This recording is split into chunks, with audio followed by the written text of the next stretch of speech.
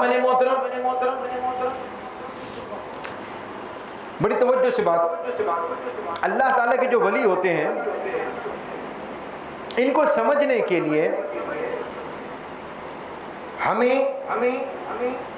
मुताले की ज़रूरत है, हमें अल्लाह वालों के पास बैठने की ज़रूरत है।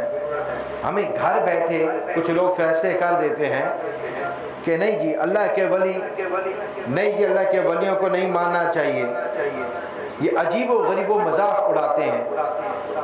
याद रखिएगा, जो औलिया करीम, जो औलिया कराम का मजाक उड़ाता है, जो औलिया कराम पर तवज्जो नहीं करता, अल्लाह ताला ने कुरान मजीद में इरशाद फरमाया है, अल्लाह ताला फरमाता है जिसने मेरे वली का मजाक उड़ाया, जिसने मेरे वली से छेड़छाड़ की, जिसने मेरे वली को बुरा भला कहा, रब्बुल आलमीन फरमाता है मैं खुद उससे अलाने जंग करता हूँ।